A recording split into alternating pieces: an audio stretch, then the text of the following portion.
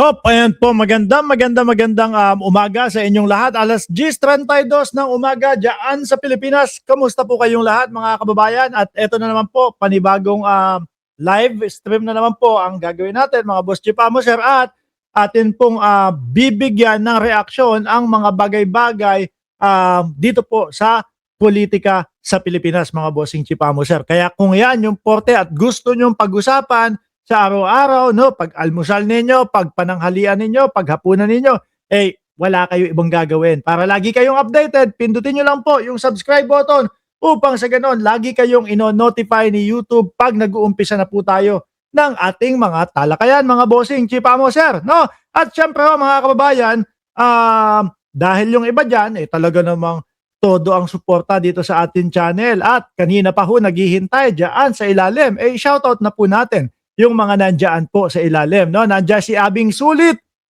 Shout out kami.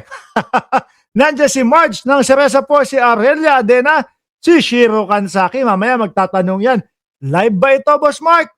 Live na live tayo. No, nandyan si Ma'am Chris Rose na walang sawang sumusuporta dito sa ating channel.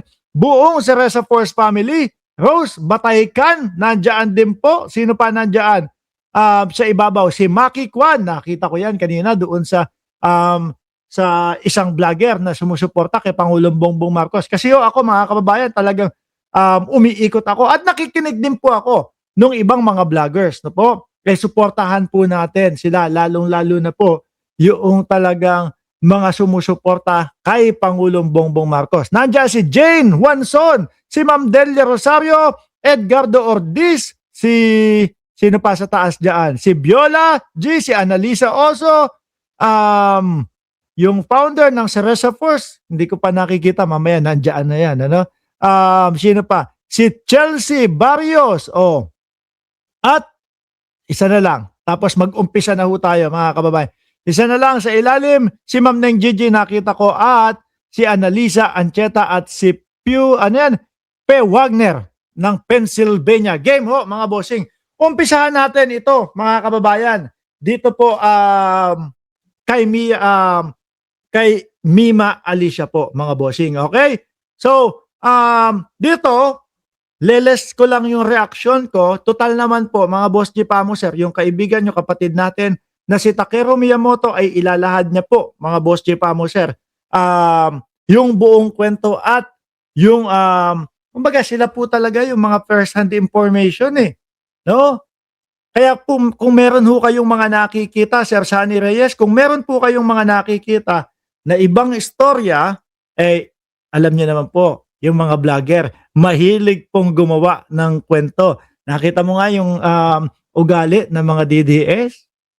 Di ba, mga kababayan? Sa atin, no, kapag ka merong mga nalalagasan ng mga vlogger doon sa mga DDS, tanging sinasabi lang po natin, sumalangit nawa, hindi man tayo naging parehas ng pananaw sa mundo ng politika, pero dinadalangin natin na sa taas sila mapunta.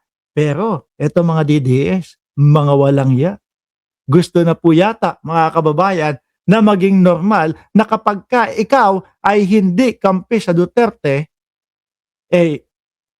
ganun, tsugi. Kung makikita, mababasa nyo lang po yung mga komento ng mga DDS, mga kababayan. Sabi ko, parang wala nang alam mo yung wala nang humanity. Hindi ko alam kung ano yung perfect word para sa mga yan ho, mga kababayan. Anyway, eto po, pakinggan na po natin si Takeru Miyamoto. Ulitin ko po, hindi na ako masyadong mag-reaction. Total naman, tuloy-tuloy na ikukwento ni Takeru Miyamoto dito. Sasabay po ako ng pakikinig sa inyo, mga kababayan, hanggang doon sa ikukwento, pati po yung sa CCTV, mga boss. Game! Sandali. No? Kung gusto nyo po na mapanood ang kabuuan nito, puntahan nyo lang po yung channel ni Takeru Miyamoto pagkatapos po natin, mga kababayan. Game! Alam kong hindi nyo magugustuhan to. No? Mukhang hindi. Mukhang walang kinalaman po sa politika yung nangyari kay Alicia. No? Base sa mga nakausap namin. No? Ayun yun. No? Alam nyo, medyo mayat din kasing magsalita ng ganito, especially under investigation pa yung kaso. baka makasira pa nga. Pero ang point natin dito, no, parang karapatan nyo malaman eh. Hindi man buo, pero part of it, kailangan nyo malaman kasi tayo po, no, naghihintay tayo ng katotohanan, especially si Alicia, hindi naman yan simpleng tao lang, public figure na rin po yan. Oo. Dali, hinto ko lang ho doon, mga kababayan. Nabanggit ko sa inyo, naalala nyo yung unang nabalitaan natin kung ano po yung nangyari mismo kay Mima Alicia, mga kababayan. Umaga po, hindi ako nag-vlog. Kasi una, hindi pa kumpirmado. Ano po? Yung pangalawa, yung gabi, hindi din ako nag-vlog. Dahil sabi ko sa sarili ko, ayaw kong i-vlog si Mima Alicia. Ayaw kong isipin ng iba, eto, pinagkakitaan, o whatever, o kaya lang, mga bossing, talagang sumasabog po yung aming mga messenger. Marami po ang nagtatanong, mga kababayan, no, kung ano po ang nangyari kay Mima Alicia. So sa tingin ko po, kailangan talaga namin i-update pa din kayo, lalong-lalo na po yung mga followers ni Mima Alicia patungkol po dito. Yun lang po. Actually, magkasama kami kanina. Magkakasama kami kanina. No? Kami magtotropa. Ako, si Mike, si Chris, no? Kakasama kami kanina. Medyo marami kami kanina. So, andito kami ngayon, no, sa isang, makita nyo sa isang salon, no, na kung madalas, dito kami nag-uusap madalas, no. So, si Ballpoint hindi sumama, ewan ko dun, no, sa ano na rin siya. Ngayon, pag pumunta po kayo sa sa wake ni Mima Alicia, no, andun si Ballpoint, sigurado, 3 araw siya nandun, sinabi niya na, ako, makita nyo ako dun, baka sa Tuesday lang. Sabi ni Ma'am Chris Rose, I know how you feel, Mark. Masyado kang malapit kay Mima. Trio nga kayo nila Takeru Miyamoto. Yes, opo. No? Siguro halos hindi kami ganun palagi magkakausap.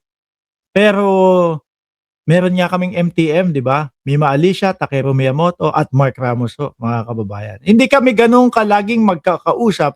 Pero kapag ka nag-spark may isa lang mag-message dun sa group chat namin, talagang wala na, tuloy-tuloy na po yung kwentuhan, mga boss chipamo, sir. At doon din kami nagpapalitan ng mga, yung tipo bang diskarte sa buhay, negosyo, ganyan po, mga kababayan. Kasi Monday tsaka Wednesday, dialysis ko yun. So baka makita nyo ko doon after Tuesday. Siguro tanghali hanggang madaling araw, siguro nandun ako. Oo. Ako kung nasa Pilipinas lang po kami, mga kababayan, malamang araw-arawin ko ang pagbisita po doon sa burol ni Mima Alicia, na ang sinasabi nga po dito ay sa Quezon City, mga bossing. Kasi di na ako pwedeng magstay ng Wednesday kasi nga po dialysis ko po ng Wednesday. So ngayon, ang plano, mga kababayan, no? Ito mas sinasabi ko, no? Ito yung talagang first hand talaga. Mm-hmm. So, ang plano, ipapublic na po talaga kung saan siya ibuburol. Para dun po sa mga tao nagmamahal kay Mima Alicia, pwede nyo po siyang makita bago po siya dalhin dun po sa kanyang probinsya. Kasi medyo mahirapan. Kunwari, gusto nyo sa probinsya nyo siya gustong malayo. Gustong puntahan, medyo mahirap kasi nga po, isla yung lugar nila. Mm-hmm. Oo. So, Diso Takeru is related to his ex. Hindi related sa ex. Hindi related sa ex. Actually, dapat di ko sinasabi ito pero ito kahapon, inaresto po si Kyle, yung boyfriend niya matangkad, inaresto kahapon. Tinanong-tanong kung may kinalaman ba siya sa nangyari kay Alicia. After nun, pinalaya din po siya kasi walang evidence. No, pero ngayon naman nag-uusap kami ngayon. Merong pangyayari na mukhang ito nga talaga. Mukhang ito talaga. Kawawa yung bata, sa totoo lang. Kaya yung dalawang lalaki na pumunta doon, alam nyo, ito. Ayan, wait. Ihinto natin ito. Kung matatandaan niyo po sa Net25 mga kababayan, meron pong actually si Gary De Leon yung nagbalita noon no. Meron po bandang dulo nung Net25, may dalawang lalaki na pumunta doon sa lugar at ang sinasabi nila galing sila sa ospital at kinakailangan mga bossing na kumuha ng pera doon sa loob ng bahay, kumbaga para pambayad ng ospital nung boyfriend ni Mima Alicia. Pero pakinggan nyo po maigi kung ano ang sasabihin ni Takeru Miyamoto doon sa dalawang lalaki kung ano yung hinahanap. Oo. Yung dalawang lalaking pumunta doon, nasa bahay nila para sabing kumuha ng pera. No? Yung isa doon, yung nakamask.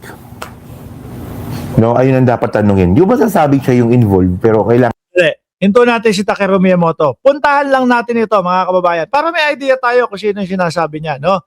Although naka-blurred yung mga pagmumuka ng dalawa, Commander Churba, shout out po sa inyo, sir. Although naka-blurred yung mukha ng dalawa, pero tingnan natin kung yung matutumbok yung tinutukoy ni Takeru Miyamoto.